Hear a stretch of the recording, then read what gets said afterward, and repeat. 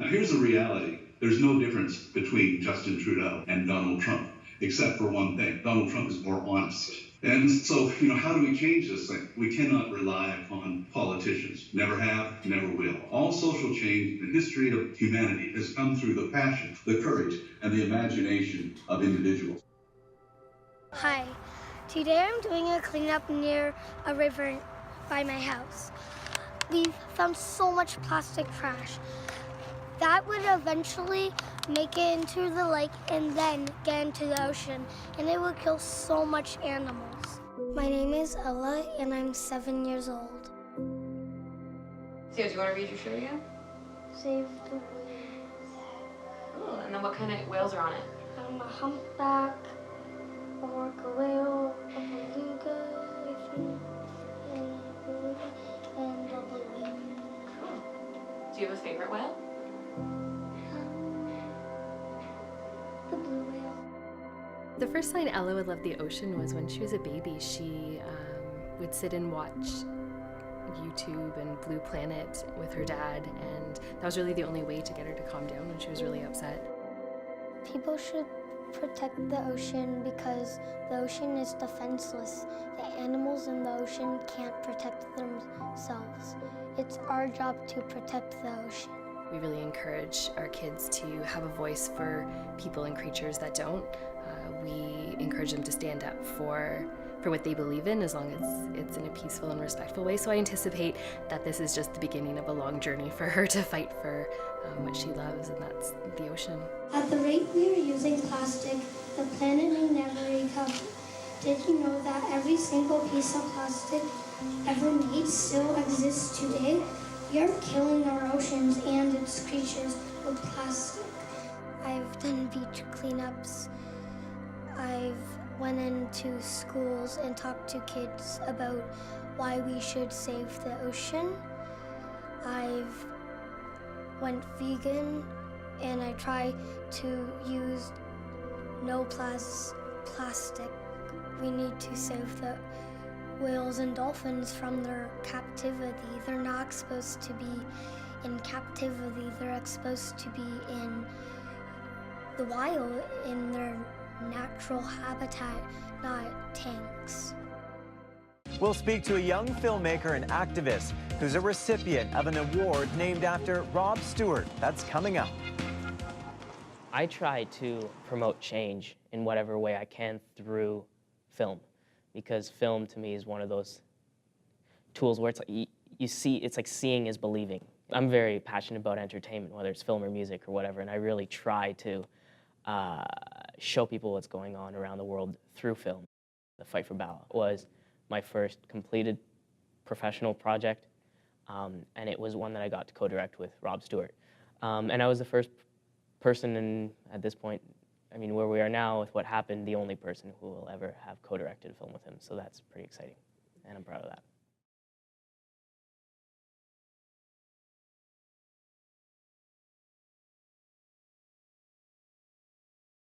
In terms of like just my everyday life, people like him have inspired me to just be a better person, to care more, to be more aware, to not necessarily always judge and scream, but to listen to the other side and try to work together and come up with a better solution. If people ignore an issue, kind of pretend it's not a problem, then it's always going to be there.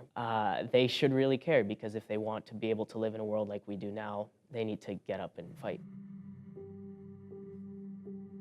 You want to hope that there's sacrifice in ways to improve the world for future generations. We're looking at the environmental impact that the humans are having on the planet. We're not saving species, keeping them in tanks, jumping through hoops. Cetaceans do not belong in concrete pools. They do not belong anywhere other than in an ocean. My name is Philip Demers. My previous occupation was marine mammal trainer at Marineland of Canada. So, did I witness animal cruelty? Yes. When people visit these places, they see these animals for a half hour. Those animals are there always. Those filters are running always. That's where they're gonna die. Every day is a grind for them. S203 is a bill that is going to ban cetacean, dolphin, and porpoise captivity in Canada. It will restrict breeding, import, export. My opinion of it, given my experience, is that this is something that's long overdue.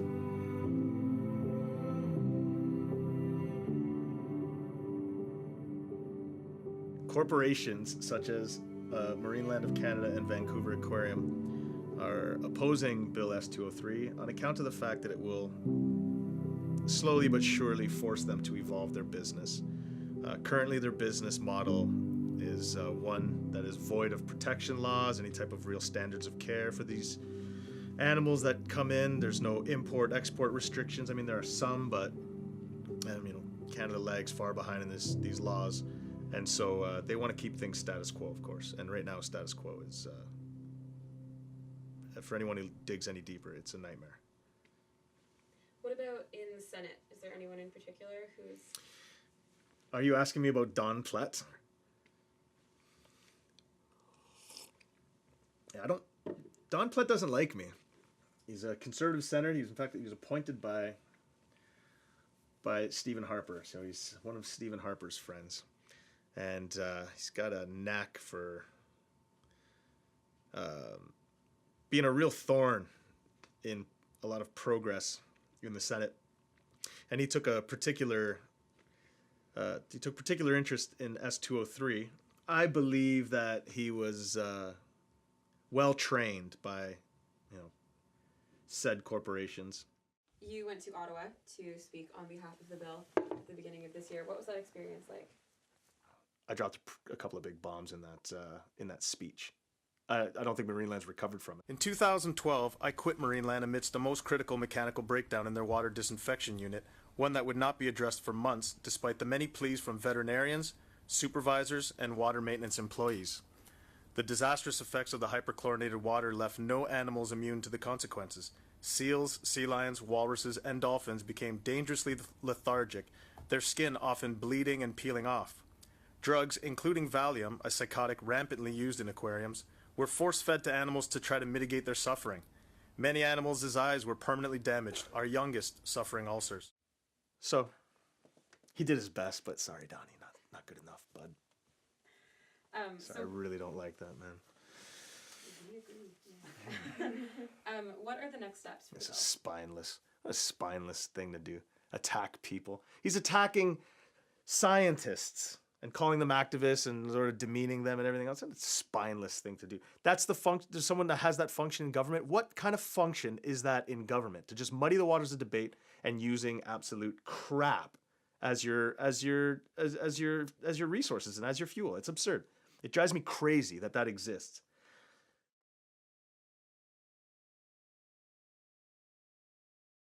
Dolphins, their mouths are shaped in a particular way, which makes them look like they're always smiling, and everybody thinks they're super happy doing what they're doing, but they're not. These are animals that in the wild swim, I can't remember how many kilometers, and for them to then be stuck in these tiny little pools and swim in circles is just outrageous. At face value, you believe the government and key players in it are there to implement some kind of ethical change. But you look at our environmental policy, you look at our animal law policy, you look at the culture of Canada as a whole, we are cruel beyond comprehension to both the environment and animals. And my gut is that's not necessarily going to change very quickly with whoever's in power. I don't think many governments anywhere are doing enough, especially in big countries like Canada or the United States or anything, because they also have to put the economy up there, and what's more economical. It's usually the stuff that's environmentally destructive. I think they definitely do care, but I think a lot of the policies that are going through are not necessarily the best for my generation. And in terms of like captivity, the fact that it's still a thing here in Canada just goes to show that perhaps they're not as active on issues like that as they should be. I think at heart, they care and they can do something about it, but the public needs to pressure them. So I think you're looking right into the eyes of someone who's going to have to deal with that 50 years down the road or whatever. So I think youth can be very inspiring because the people that are in power are only in power for 4 years. They only care about the short-term effects, not long-term. And here what we're fighting for is long-term. I think that's a step towards freeing whales and dolphins from their captivity. And I would encourage people to go see them in the wild. I do think kids of Ella's age can make a difference because change starts with one person. Sometimes it's the littlest voice that sometimes is the loudest. Recognizing that what we did to this was so bad that we need to address what's going on out here so that we don't have to do anything like this again. You're going to want to write your MPs, of course. You're going to want to support this. You'll want to pay attention because the methods that the industry uses to sort of try to quash these laws, very undermining, and it's quiet, and it's a scary thing. I mean, how many times did Marineland and Don Platt almost successfully kill this bill? I mean, it hung on by the skin of its teeth, legit, and got passed, only on account of the fact that we kept attention on it. We need to care because they're only going to do something if we make them do something. The government's only going to want to change things if we make them change things. So if we keep ignoring it, nothing's going to change, and it's going to keep going down that path. So we need to fight.